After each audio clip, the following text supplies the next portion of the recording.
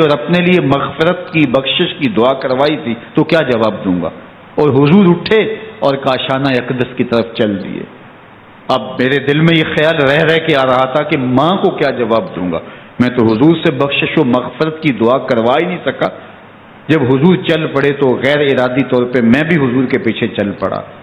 چلنے میں تھوڑی سی رفتار تیز ہو گئی جس سے قدموں کی آہٹ پیدا ہوئی، تو جب آواز پیدا ہوئی تو حضور نے رخ پھیرے بغیر فرمایا من ھذا، میرے پیچھے پیچھے کون آ رہا ہے؟ پھر خود ہی کہا حذیفہ تو نہیں؟ تو میرا دل دھڑک رہا تھا۔ قلت نعم، میں نے کہا جی حضور میں حذیفہ ہوں۔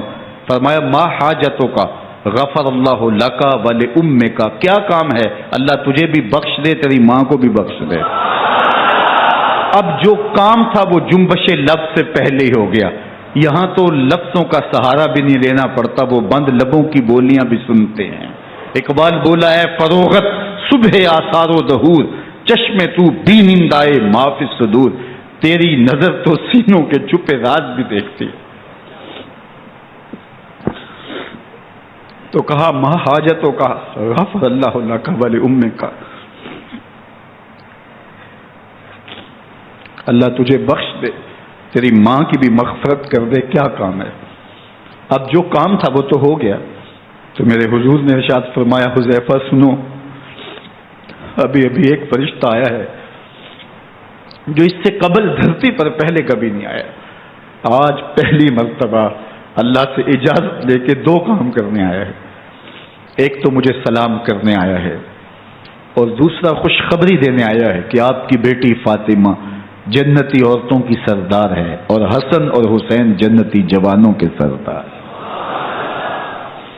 ایک طرف یزید ناپاک میسون کا پلیت بیٹا اور ایک طرف محمد عربی کا نواسا، فاطمہ کے دودھ کا اثر، علی المرتضیٰ کے خون کی تاثیر، رسول اللہ صلی اللہ علیہ وسلم کے کندھوں پہ بیٹھنے والا۔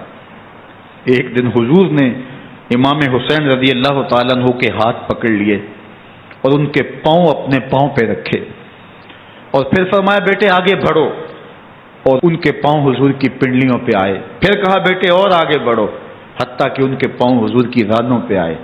پھر فرمایا بیٹا اور آگے بڑھو، تو ان کے پاؤں حضور کے مبارک بطن اقدس پہ آئے۔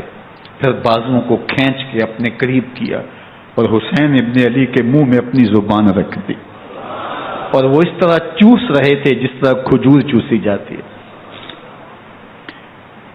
تو اللہ کے محبوب علیہ السلام نے حسین ابن علی کو اپنی زبان کا لعاب دہن دے کر کے، وہ شیر رحمت دے کر کے، وہ کوثر و تسلیم سے پاکیزہ تر آب رحمت عطا کر کے ان کی ہمیشہ کے لیے پیاس بجھا دی، تاکہ کل کربلا کے تپتے ہوئے ریگزار میں حسین ابن علی کو پیاس کی شدت تنگ نہ کرے اور پائے استقلال میں لغزش نہ آنے پائے۔